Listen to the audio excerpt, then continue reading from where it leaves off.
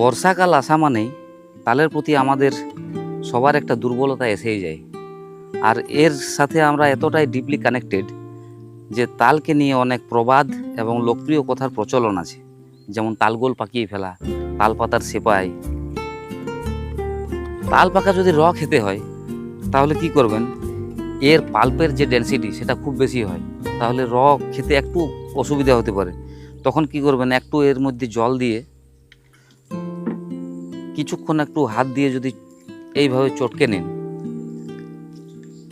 তাহলে নরম হয়ে আসবে। এরপর আঁটি চুষতে থাকুন।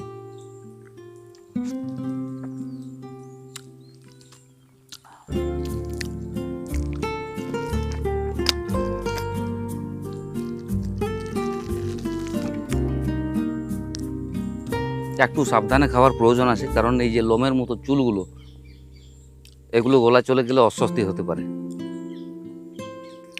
তালের যে একটা ফ্লেভার আছে আলাদা, সম্পূর্ণ আনকমন একটা ফ্লেভার, খুব ভালো লাগে এটা। তাল থেকে আমরা প্রচুর ভ্যারাইটি টাইপের পিঠে বানাই, এবং সব থেকে জনপ্রিয় যেটা সেটা হচ্ছে তালের বড়া, খুব ভালো লাগে খেতে। তাহলে এই বর্ষা এনজয় করুন, তালের বড়া খান, তালের বিভিন্ন ধরনের পিঠে খান, এবং সবাই খুব ভালো থাকুন, সুস্থ থাকুন। অনেক ধন্যবাদ।